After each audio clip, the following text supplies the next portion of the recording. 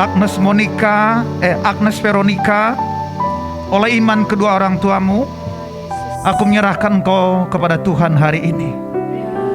Engkau menjadi biji mata Tuhan, menjadi anak kesayangan Tuhan. Kemanapun kau berjalan, Tuhan selalu menopang engkau. Alexander, oleh iman kedua orang tuamu, hari ini aku menyerahkan kau kepada Tuhan. Mulai hari ini kau menjadi milik kesayangan Tuhan. Kemanapun kau berjalan, Tuhan senantiasa pembela engkau. Kau memiliki masa depan yang baik, masa depan yang penuh pengharapan. Olehmu orang tuamu akan berbahagia. Terima kasih Tuhan. Kami serahkan Pak Benny ke dalam tangan-Mu. Serahkan Ibu Diana ke dalam tangan-Mu. Berkati pernikahan mereka Tuhan. Berikan mereka pernikahan yang lebih bahagia lagi. Berikan mereka berkat anugerah yang senantiasa melimpah hidup mereka, sehingga mereka terus bisa mendidik anak-anak ini untuk takut akan Tuhan. Veronica Alexander takkan takut akan Tuhan, menjadi anak kesayangan, menjadi anak yang berikan kebahagiaan kepada orang tua mereka. Aku serahkan keluar dalam tangan-Mu, di dalam nama Yesus. Katakan sama-sama, amin. Ya, selamat.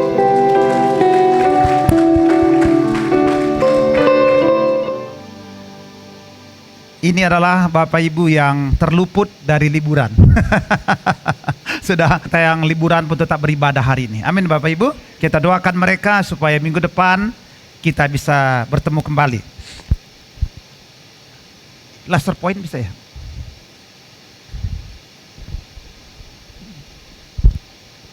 Oke Bapak Ibu. Beberapa tahun lalu saya bersama dengan Pak Gembala pergi ke Papua. Namanya Raja Ampat. Setelah itu akan ada Raja 5, Raja 6.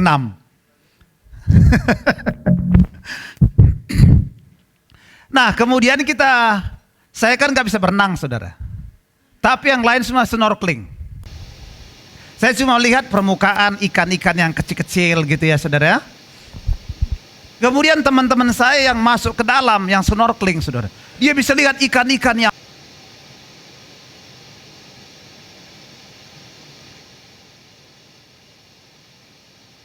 coba saudara, snorkeling gitu, tapi tempat yang cetek, cuma buat badan saya gitu. Dan mereka, menurut cerita mereka, semakin dalam saudara snorkeling saudara, mereka bisa melihat hal-hal yang sangat indah. Betul Bapak Ibu ya? Apalagi yang bisa menyelam sampai dalam saudara, mereka bisa melihat, bisa bermain dengan ikan.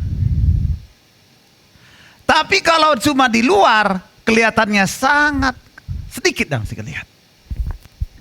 Sebabnya hari ini saudara, tema kita lah how deep are you? Berapa dalam saudara bersama-sama dengan Tuhan? Banyak orang saudara hanya mengenal Tuhan permukaannya. Mengenal Tuhan hanya sampai batas permukaan. Sekalipun saya ke Raja Ampat, saya gak tahu kapal lagi ke sana. Saya cuma bisa melihat permukaannya. Padahal kalau saya bisa masuk lebih dalam lagi saudara, saya sebenarnya bisa melihat yang jauh lebih indah daripada yang saya lihat. Betul Bapak Ibu? Sama halnya Bapak Ibu.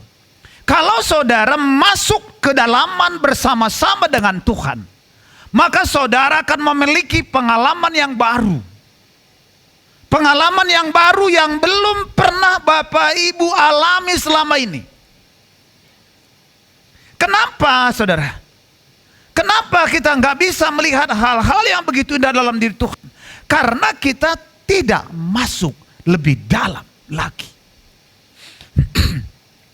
Gak bisa, kita nggak mau masuk lebih dalam lagi. Maka Tuhan ketika murid-murid saudara sepanjang malam mereka sudah menjala ikan nggak dapat apa-apa, Tuhan bilang mari bertolak lebih dalam lagi. Kalau saudara bertolak lebih dalam lagi, saudara akan melihat hal-hal yang luar biasa. Berapa yang saudara pengen bertolak lebih dalam lagi? Semua mau Bapak Ibu? Saya pengen saudara, kekristenan kita saudara, semakin hari saudara, Semakin kita dalam bersama-sama dengan Tuhan. Sehingga saya hidup begini. Setiap hari ada pengalaman yang baru. Coba bilang bersama-sama dengan begini. Semakin saya dalam bersama-sama dengan Tuhan, setiap hari saya memiliki pengalaman yang baru. Amin Bapak Ibu. Semua hari saya pengen saudara membawa Bapak Ibu kita semua, termasuk saya, ayo kita lebih dalam lagi bersama-sama dengan Tuhan. Mari buka Alkitab saudara bersama-sama dengan saya, Mazmur 73.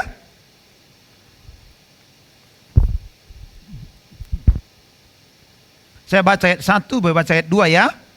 Mungkin kita, kita baca semua yuk, karena penting kayak semua ini ayatnya. Sudah ketemu semua? Saya baca ayat 1, baca ayat 2 ya. Pergumulan dan pengharapan Mazmur Asaf. Sesungguhnya Allah itu baik bagi mereka yang tulus hatinya, bagi mereka yang bersih hatinya. Ayat 2.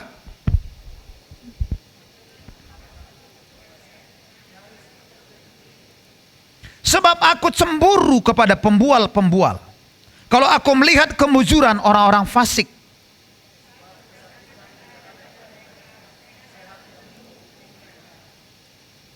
Mereka tidak mengalami kesusahan manusia.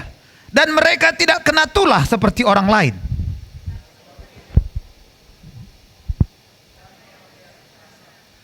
Karena kegemukan kesalahan mereka menyolok. Hati mereka meluap-luap dengan sangkaan.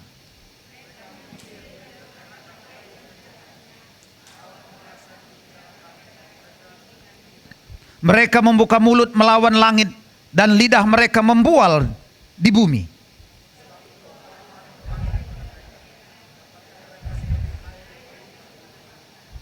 Dan mereka berkata, bagaimana Allah tahu hal itu? Adakah pengetahuan pada yang maha tinggi? Ayat 12 sama-sama dengan saya. 1, 2, 3. Sesungguhnya itulah orang-orang fasik. Mereka menambah harta benda dan senang selamanya. Waduh saudara, banyak orang cemburu lihat orang fasik. Betul Bapak Ibu? Asaf inilah seorang worship leader. Kalau sini Ronald. Seorang worship leader, pemimpin pujian, dia bilang, ternyata orang fasik lebih bahagia dari kita. Mereka gemuk, mereka sehat-sehat, mereka gak ada sakit-sakitan. Tetapi saya yang pemimpin pujian kok banyak masalah, banyak pergumulan. Pertanyaan saya saudara, adakah kita seperti itu? Kita melihat kehidupan orang-orang fasik itu begitu baik saudara. Sampai Asa bilang gini, percuma saya hidup tulus, percuma saya melayani Tuhan. Sekali-kali bisa berpikir begitu, betul nggak Bapak Ibu ya? Orang lain kok gak punya masalah ini, justru jadi orang Kristen kok hidup masalahnya makin banyak. Jadi saudara, sebelum Asaf saudara, masuk lebih dalam kepada Tuhan, dia memiliki cara pandang berbeda. Dia melihat ternyata orang fasik kehidupannya lebih indah daripada orang-orang takut akan Tuhan. Seringkali anak-anak bilang gini, Pak, kita kenapa sih gak bisa begitu? Orang lain kok bisa begitu? Kenapa sih kita gak bisa merokok Pak? Orang lain kok bisa merokok Pak? Kenapa orang lain minum minuman keras bisa Pak? Berpesta pora terserah dia bisa Pak? Kita kok gak bisa? Betul Bapak Ibu ya? Ini kelihatannya saudara, sekilas saudara, kehidupan mereka itu sangat baik saudara. Coba baca ayat 13 bersama-sama dengan saya. Supaya nggak berhenti khotbahnya sampai di sini.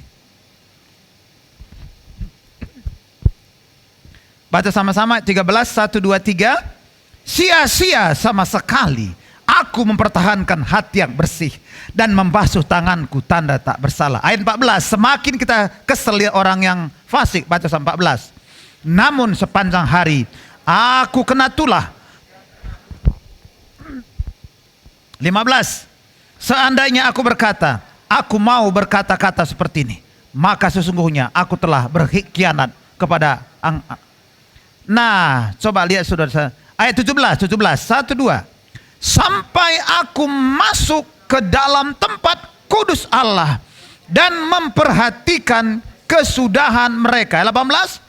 Sesungguhnya di tempat-tempat licin kau taruh mereka, kau jatuhkan mereka sehingga hancur. Wah, tadinya saudara, Asaf kalau hanya sampai permukaan-permukaan, dia begitu marah lihat orang-orang fasik, sampai dia berkata, sampai aku masuk ke ruang maha kudusnya Allah, baru aku menyadari ternyata kehidupan orang fasik ternyata sangat rentan dengan penderitaan. Betul Bapak Ibu? Kalau hanya dipandang di permukaan mereka kelihatannya indah. Lihat Bapak Ibu, orang-orang fasik kelihatannya bahagia. Saudara, dengar baik Bapak.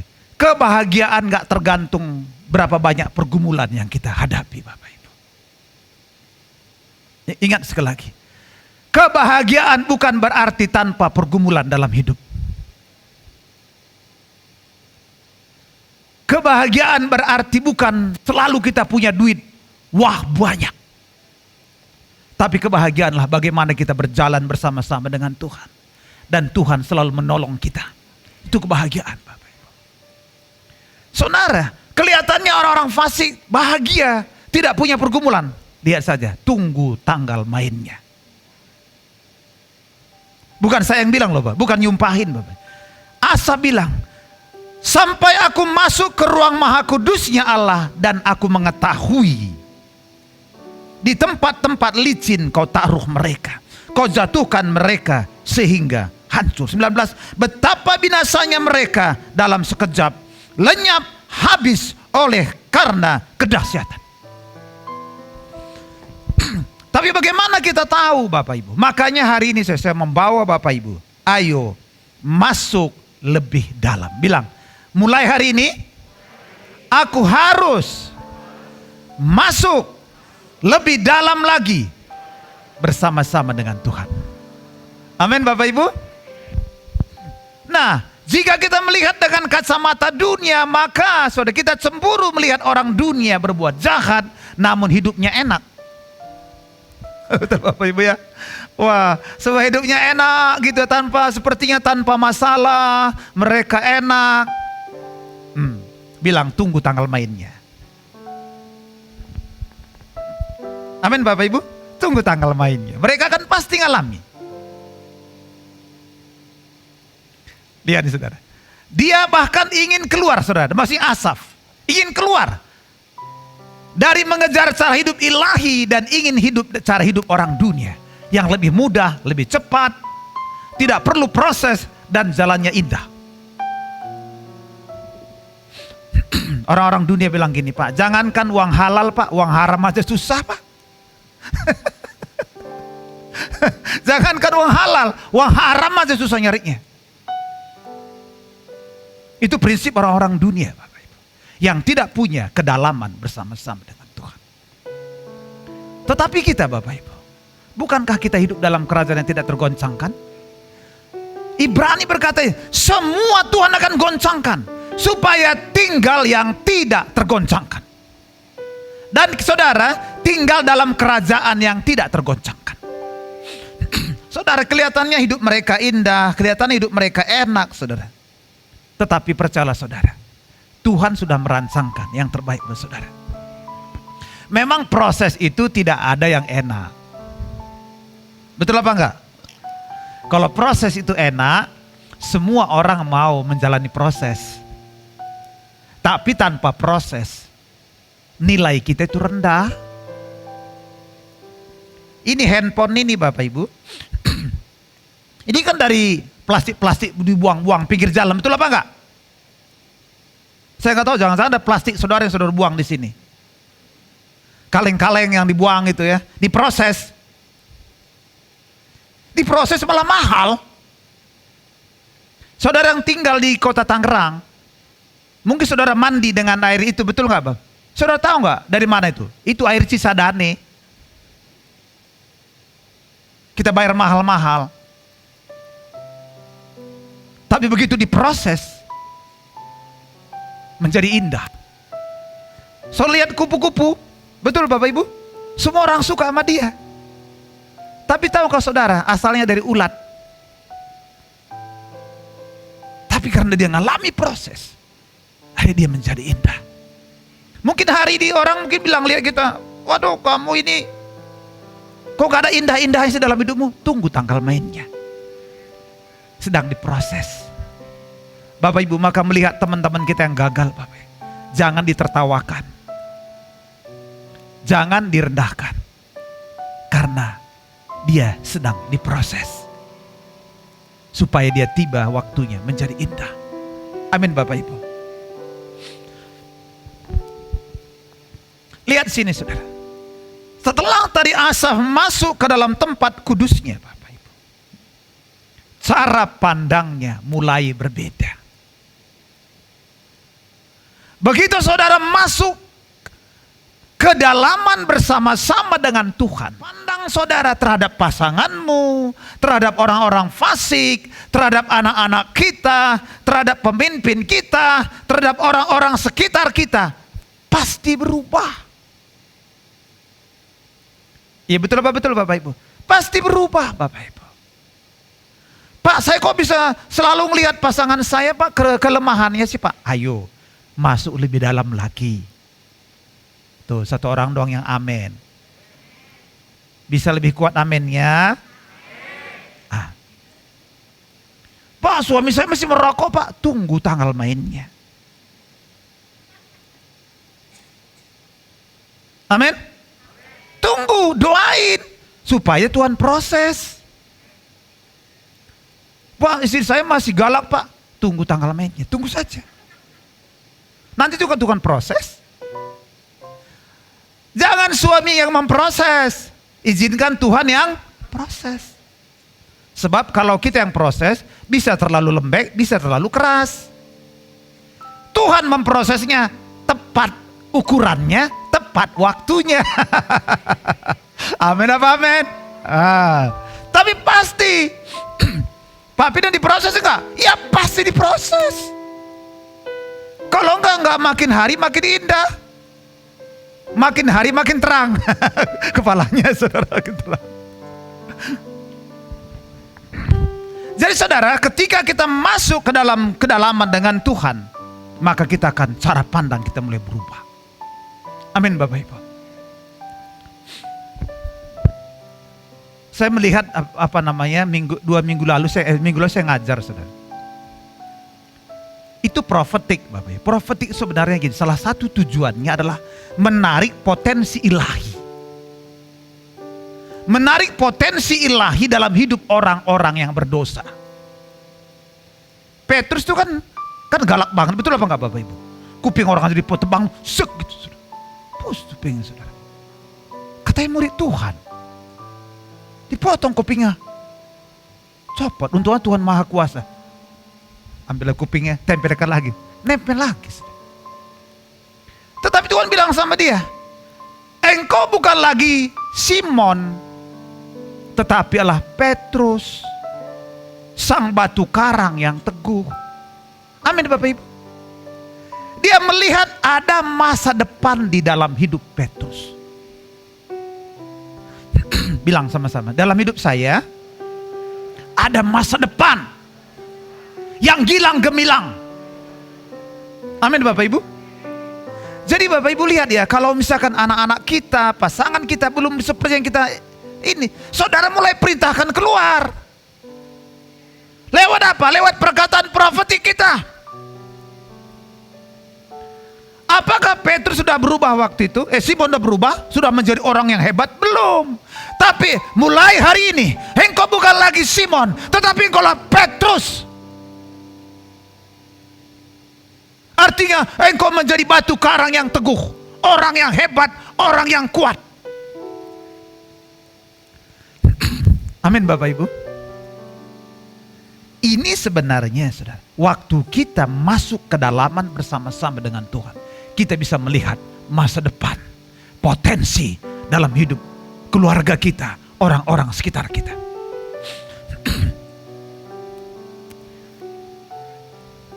Jadi saudara, apabila orang fasik bertunas seperti ini balik lagi ya, bukan ya? Benar ya?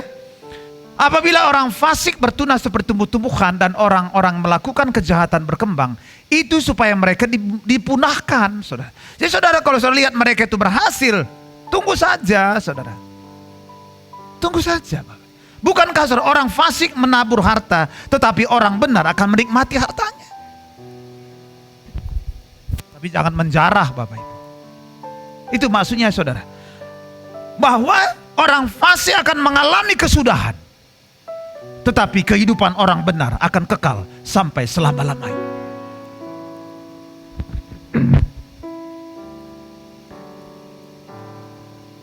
Semakin dalam, saudara, hubungan kita dengan Tuhan, semakin banyak rahasia Tuhan dibukakan. Amin, saudara ya. Jadi ingat ya Bapak ya, semakin dalam kita bersama-sama dengan Tuhan, maka semakin banyak pengalaman bersama-sama dengan Tuhan, dan semakin banyak kita lihat hal-hal indah. Nah, Mark Batterson bilang begini, Tuhan lebih mempercayai orang yang mengenal Dia dengan baik. Dan orang yang mengenal Dia lebih baiklah orang yang banyak menghabiskan waktunya bersama-sama dengan Tuhan. Jadi gini saudara, Tuhan itu saudara senang kalau kita mengenal Dia lebih baik.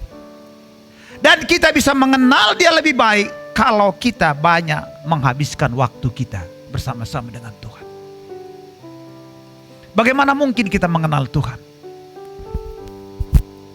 Karena ada sekarang 5 menit bersama Tuhan gitu Bapak Ibu ya. Mana bisa 5 menit bersama dengan Tuhan?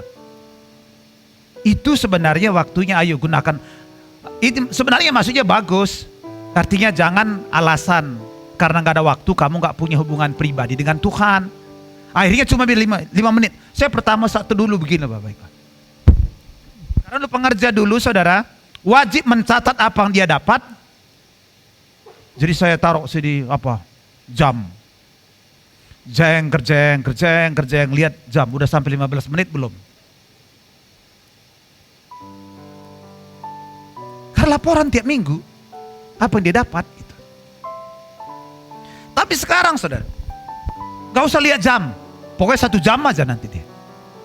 Amin Bapak Ibu. Pak, saya dapat apa Pak? 5 menit dalam hadirat Tuhan Pak. Dalam hadirat Tuhan bukan berbicara apa yang Bapak Ibu dapat. Dalam hadirat Tuhan berarti apa yang kita bisa berikan kepada Tuhan.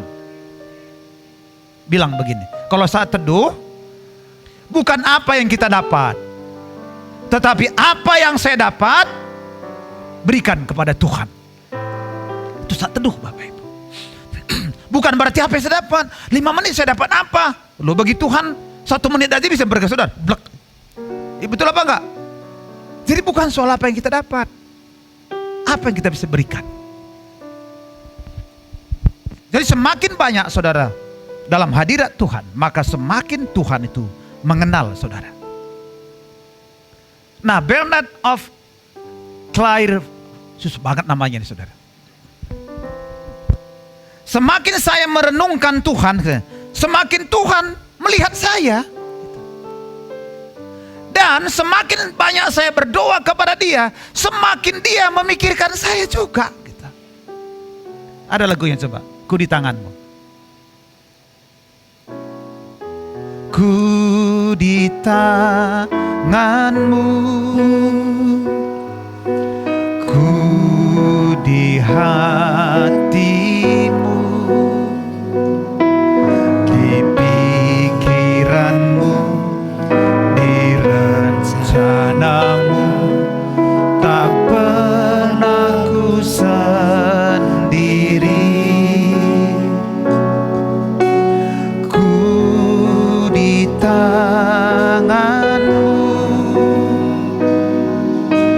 ku di hatimu, di pikiranmu, di pikiranmu, di rencanamu, tak pernah ditinggalkan. Oh, luar biasa saudara, amin Bapak Ibu ya.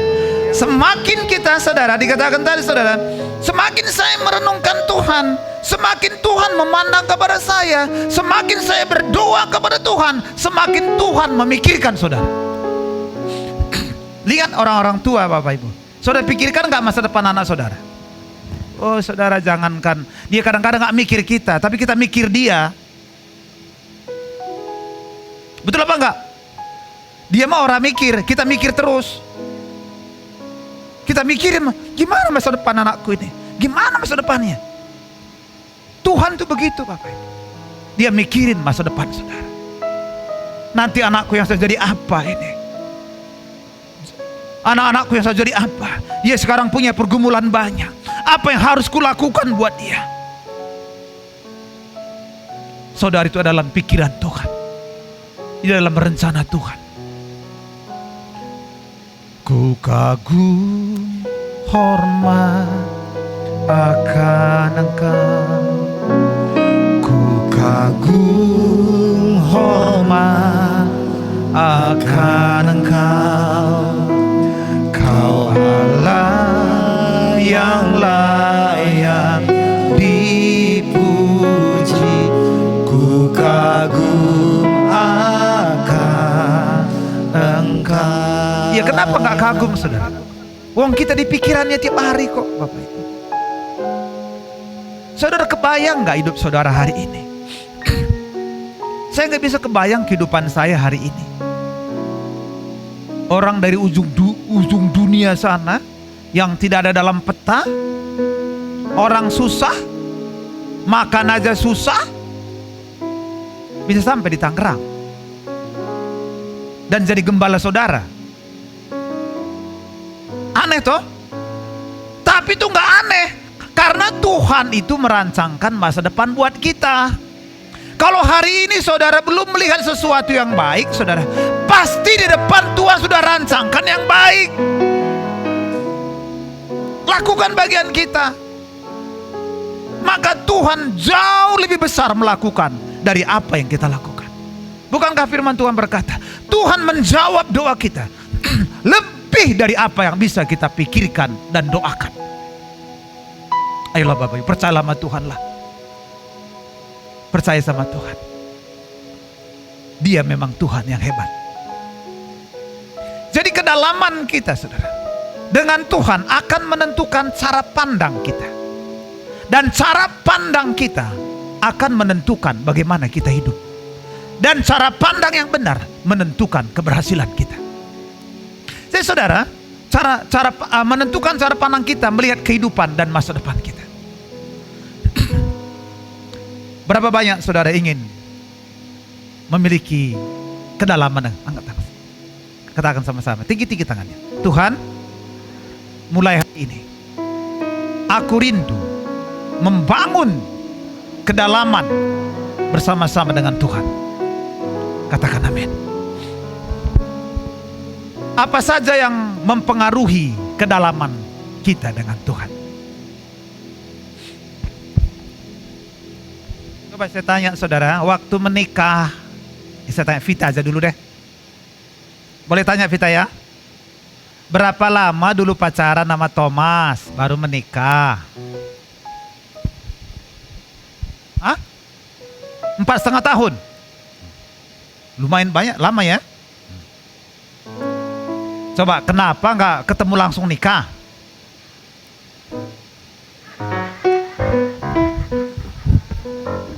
Nikah mah gak perlu duit, yang penting kemauan.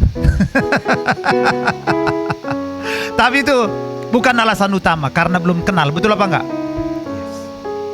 Gak mungkin langsung ketemu langsung nikah, karena butuh pengenalan, betul Bapak Ibu? Apa yang mempengaruhi hubungan kita dengan Tuhan, pengenalan dengan Tuhan? Yang pertama lah, berapa waktu yang kita sediakan untuk Tuhan, bersekutu dengan Tuhan. Berapa lama saudara sediakan waktu saudara?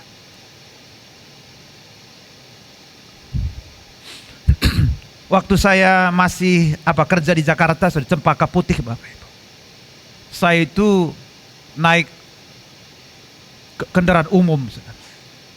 Kaki saya cuma satu di bawah, tangan saya di atas begini. Bisa 2 jam baru sampai ke Jakarta. Saya melihat ada satu, selalu saya lihat, kayaknya dulu jemaat WTC, GBBSD. Sampai dia saudara, baca firman Tuhan sambil di mobil saudara. Gini-gini terus jalan segini. Saya pikir gini, kenapa sih nggak di rumah aja kamu baca? Mungkin terlambat bangun, tapi saya lihat hampir tiap hari. Saya juga kena kebetulan, kenapa sih ketemu terus gitu saudara? Aku juga, betul apa enggak Bapak Ibu? Maksud saya itu gini Bapak Ibu. Ambillah waktu pribadi dengan Tuhan. Amin Bapak Ibu. Ambillah waktu bersama-sama dengan Tuhan. Murid-murid Yesus sudah bergaul 3,5 tahun. Pun tidak mengenal Tuhan secara sesungguhnya. Amin Bapak Ibu. Jadi ternyata untuk mengenal, kalau Vita tadi butuh 4,5 tahun, itu bukan cuma masalah duit. Pasti karena dia pengen Thomas lebih dalam lagi. Bagaimana kepribadiannya, bagaimana ininya semua, uangnya seperti apa, kan begitu baru menikah, betul apa enggak saudara? Sebab nikah itu enggak cukup cinta, butuh uang kalau nikah, betul apa enggak? Betul uang. Siapa tadi bilang betul tadi? Ronald.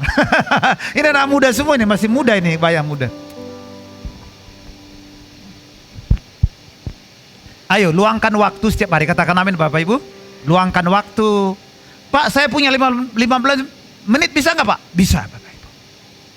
20 menit? Bisa. 5 menit? Kebangetan? Ya boleh Bapak Ibu, belajar, nggak apa-apa Bapak Ibu. 5 menit lama-lama juga suruh kita nikmati persekutuan dengan Tuhan. Yang penting ada niat dulu. Ada niat untuk mengenal. Kayak pasangan kita dulu saudara. Ditolak pun kita datengin. Betul apa enggak? Enggak katanya. Kalau belum 5 kali ditolak, datang terus. Kenapa? Pengen kenal lebih dalam lagi. Loh, Tuhan gak pernah nolak kok gak datengin gitu loh. Iya kan? Tuhan gak pernah menolak.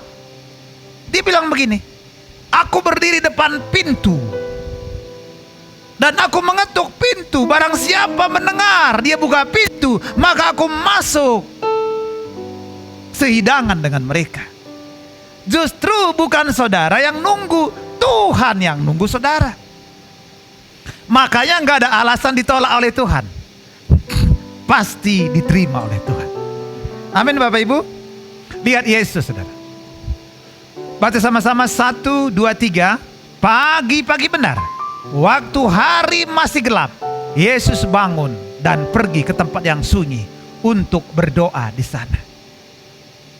Pagi-pagi benar, pagi-pagi buta, dia pergi cari Tuhan. Loh kok Tuhan cari Tuhan Pak? Iya, Yesus di dunia adalah manusia 100%. Dia bergantung kepada Tuhan. Amin Bapak Ibu. Yesus saja cari Tuhan. Kenapa dia cari Tuhan? Dia bertanya, Tuhan hari ini aku mau kemana? Hari ini aku bertemu sama siapa? Saya percaya waktu murid-murid melewati Danau Galilea, ke seberangnya apa namanya?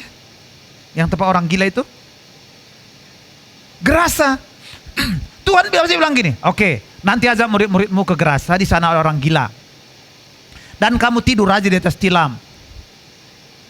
Murid-muridmu suruh mengendarai. Iya kapalnya.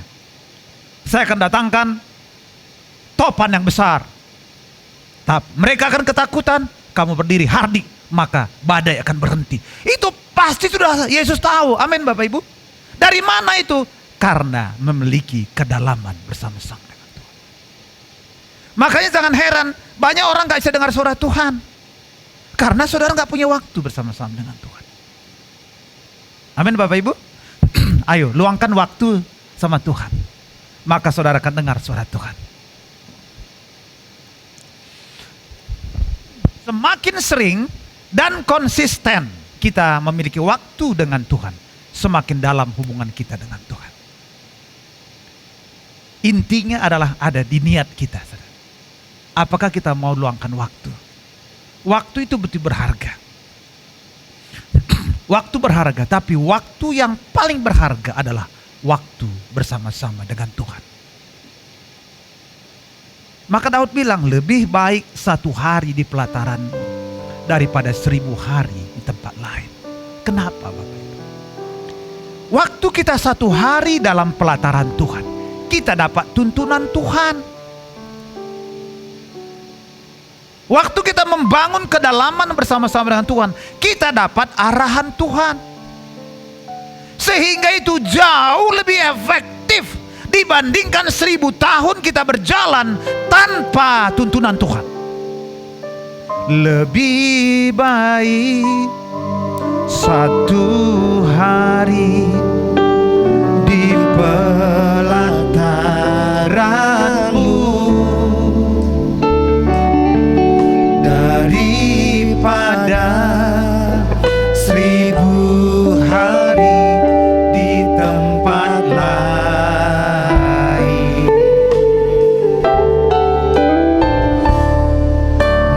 Memujimu, menyembahmu, Kau Allah yang hidup, dan menikmati semua kemurahan-Mu. Wow, luar biasa saudara ya. Jadi saudara perlu hubungan kita dengan Tuhan tuh sering, konsisten.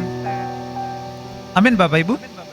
Jangan hari ini kalau coba lagi ngapel pacar dulu, datang sehari ini, besok sebulan lagi baru datang, itu saya jamin putus, tus. Nggak serius ini. Iya betul apa betul? Iya pengalaman kita lah, saya juga pernah muda. Istri saya calon di Medan, saya dulu kerja di Telkom, nelpon nggak bayar. Nggak bayar saya.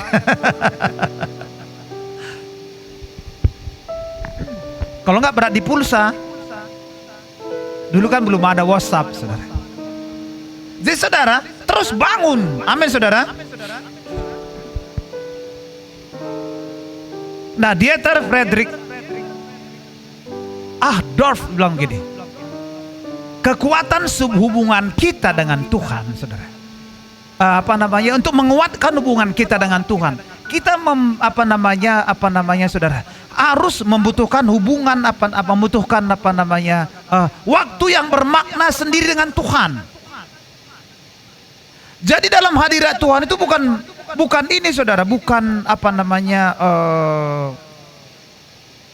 bengong gitu enggak saudara, nyembah Tuhan. Amin saudara. Coba kita praktekkan satu. Dalam hadirat Tuhan. Kita sembah Dia saudara.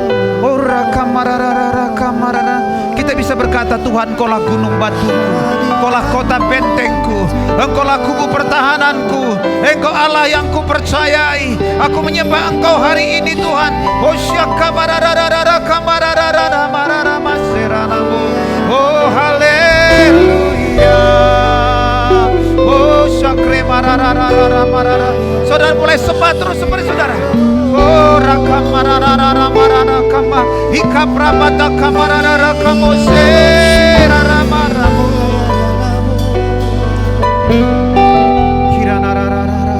Saudara, menikmati 1 jam itu gak lama.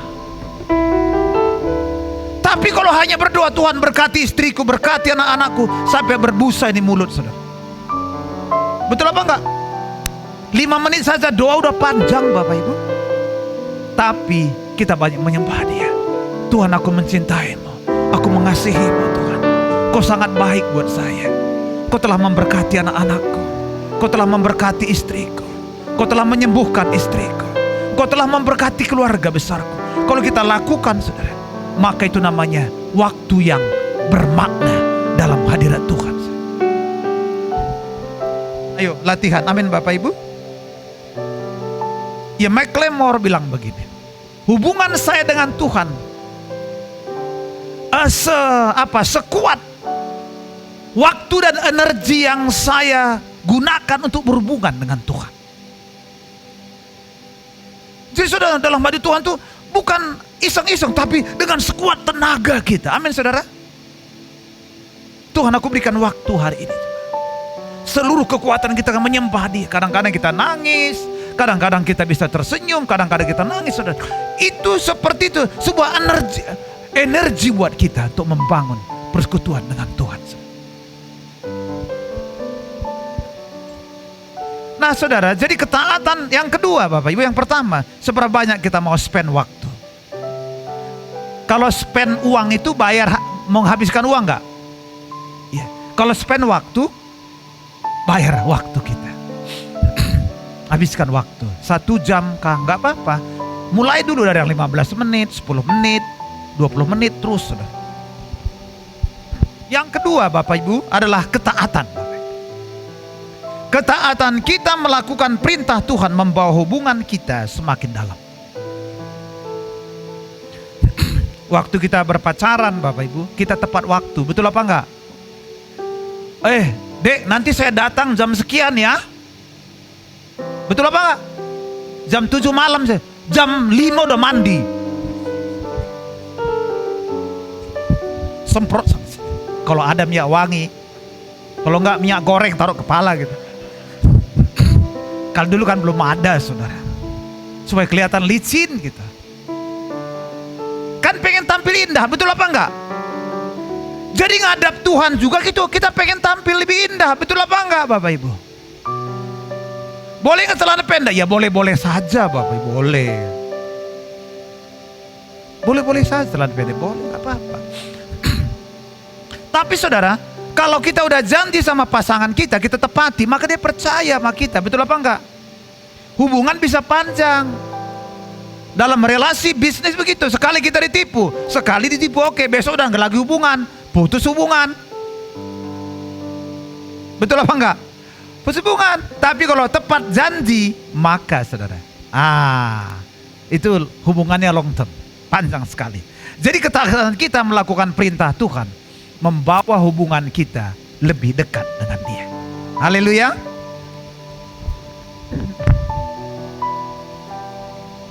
Saudara bisa baca di rumah nanti saudara. Saul disingkirkan. Dan dia saudara mengangkat Daud. Kenapa? Saul itu nggak taat. Dia nggak taat saudara sama Tuhan. Samuel bilang, nanti saya datang 7 hari. Sudah 7 hari Samuel belum datang. Padahal lagi musuh udah banyak nih. Dia nggak sabar. Dia bakar korban. Dia bukan imam. Akhirnya apa? Dianggap sebuah ketidaktaatan. Akibatnya apa? Saul harusnya dia bisa sampai keturunannya menjadi raja. Akhirnya Tuhan singkirkan.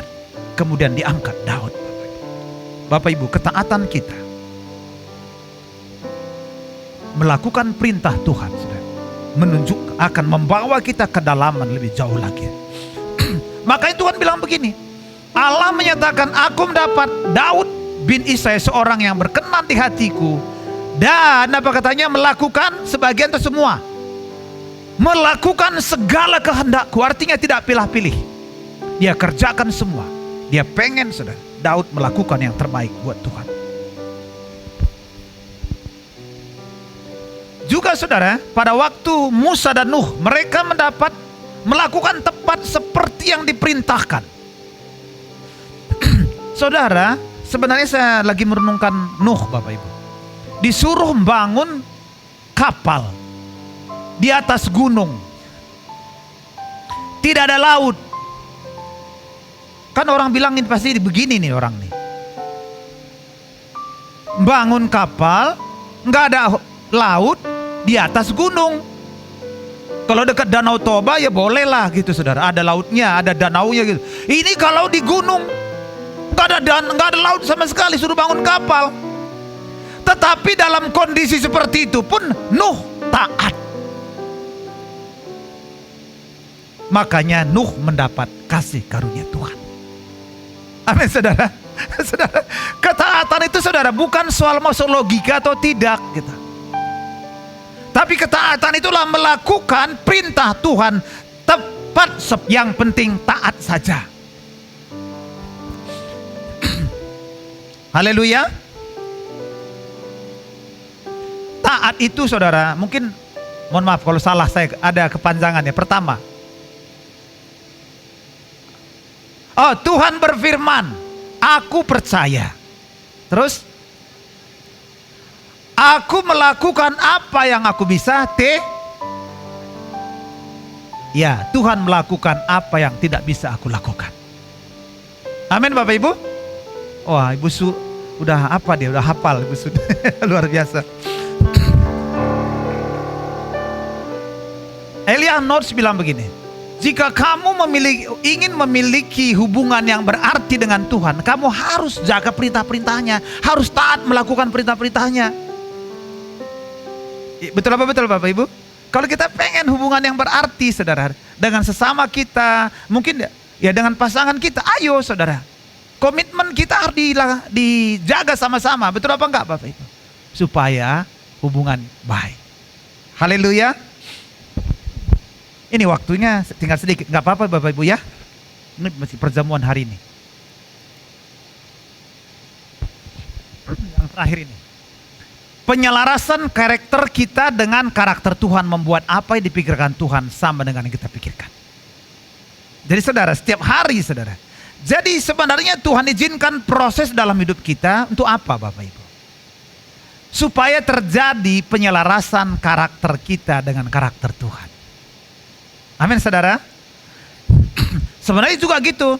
Terjadi misalkan saudara, cekcok suami istri, sebenarnya itu bagus terjadi. Kenapa Bapak? Supaya terjadi penyelarasan. Kalau disikapi dengan cara yang benar. Betul apa enggak? Jadi kalau terjadi misalkan pertengkaran, itu berarti sebenarnya gini, ada yang tidak selaras. Boleh istri, boleh suami di sini, saudara. Jadi kalau ada persoalan, sebenarnya kita harus tanya nih, siapa yang nggak selaras nih? Saya atau dia ini? Amin apa amin? Sama, Tuhan izinkan ada proses dalam hidup kita. Sebenarnya ada yang tidak selaras dalam hidup kita dengan pikiran Tuhan. Makanya Daud bilang gini, tertindas itu baik bagiku. Artinya tertindas bukan ditindas gitu. Diproses itu baik bagi kita. Supaya apa? Supaya kita menyelaraskan hidup kita dengan Tuhan. Yang setuju katakan amin. Jadi saudara, jadi setiap proses sebenarnya adalah proses penyelarasan dengan pikiran dan kehendak Tuhan. Saya ini orangnya anti konflik Bapak Ibu. Saya sebenarnya tidak mau konflik. Tetapi itu saya, kamu berani hadapi. Saya memang orangnya gini saudara. Ya kalau dalam foto karakter katanya saya hijau. Hijau banget. Hijau itu orangnya pendamai. Udahlah, ngalah aja lah. Daripada bertengkar. Sing waras ngalah gitu. Tapi itu nggak, orang lain jadi nggak benar. Betul apa enggak? Tetapi di dunia ini 80% orang hijau. Makanya aman dunia ini. Kalau merah semua, tahulah dunia jadi apa. Saya untung saya jadi orang hijau. Tapi kalau nggak menghadapi konflik, supaya aman saja, ini nggak ada perubahan. Maka susah saya gitu. Harus menaikkan supaya agak merah dikit gitu. Jadi saudara ingat bilang, kalau saya diproses Tuhan, berarti ada hal-hal dalam hidup saya yang perlu diselaraskan dengan pikiran Tuhan. Katakan yes. Haleluya. Saudara ya. Jadi jangan ini ya. Jangan bilang, Tuhan kenapa? Oh kenapa? Ya Tuhan bilang, supaya kebaikanmu kok. Supaya kamu selaras dengan saya. Kalau kamu selaras, kamu mudah untuk diberkati.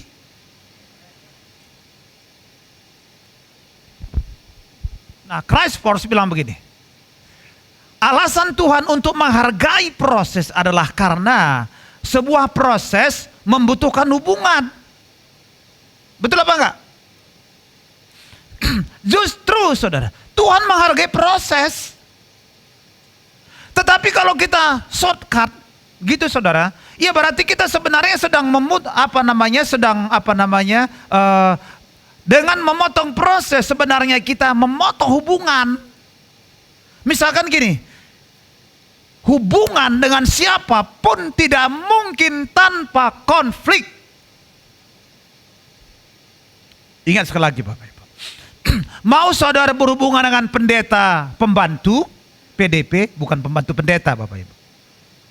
Pendeta muda dan pendeta tua, kan kelihatannya kan pendeta gitu sudah. Saudara pasti ada konflik.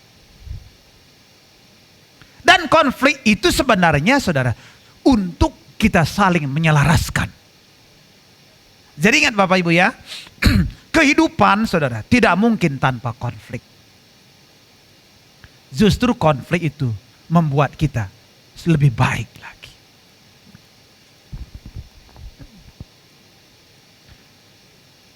Yesus bilang begini, pikulah kuk yang kupasang dan belajarlah kepadaku, karena aku lemah lembut dan rendah hati. Mungkin saya panggil istri saya sebentar ke sini. Untuk ilustrasi sebentar.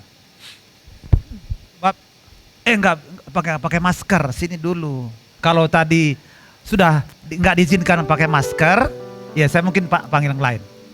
Kuk itu gini Bapak Ibu. Pikulah kuk sebelah sini. Pikulah kuk yang kuberikan kepadamu dan belajarlah kepadaku. Kuk itu adalah, kalau saudara lihat sapi atau lembu Bapak Ibu, ada kuk ditaruh. Ini belum berpengalaman, jangan bersandar. Ini saudara, ini kuk. Saya, ini di Yesus. Belajar kepadaku, melangkah. Mundur. Belajar kepadaku. Saya ini udah pengalaman menjalani kehidupan. Pikul kuk ini. Supaya engkau belajar kepadaku ke sana. Kalau enggak selaras dia, coba bagi saudara. Coba selaraskan. Maju jalan, gerak. Stop. Balik kanan, gerak. Enggak bisa. Mundur. Coba ya. Dia enggak mau selaras, kamu bertahan. Saya jalan. Enggak mau belajar sama saya. Atau dia jalan duluan, saya belakang. Coba jalan. Ya, udah duduk ya. Jadi saudara, maka belajarlah kepadaku. Amin Bapak Ibu. Kalau kita, makanya selalu dalam proses pembajakan selalu dikasih satu hewan sapi yang berpengalaman. Ini sapi yang tidak berpengalaman. Jadi membajak, dia ngikut aja. Tuhan bilang belajar kepadaku, sebab aku lemah lembut. Amin Bapak Ibu. Jadi saudara, dikatakan maka kamu akan mendapat ketenangan. Haleluya Bapak Ibu. Jadi kalau kita gini Bapak Ibu, dalam membangun hubungan saudara. Waktu dia melawan tadi saudara. Kan saya jalan terus nih. Dia terseret dong. Dalam kehidupan kalau kita ngikut aja saudara. Tuhan pasti aman, belajar kepada Tuhan. Tapi kalau kayak tadi istri saya dia bertahan, saya tarik terus. Maka dia bisa jatuh. Jadi semakin berdarah artinya semakin kita bandel. Semakin sakit. Tapi semakin kita mengikut Tuhan semakin bahagia. Sebab dipikul bareng-bareng. Betul apa enggak? Pikul bareng-bareng. Haleluya. Oh luar biasa saudara. Nah, John Smeyer bilang gini, menghabiskan waktu dengan Tuhan melalui doa dan firman-Nya adalah sebuah persyaratan kita memiliki kehidupan yang hebat. Dan untuk untuk fulfill itu, mencapai tujuan dalam hidup kita. Amin Bapak Ibu.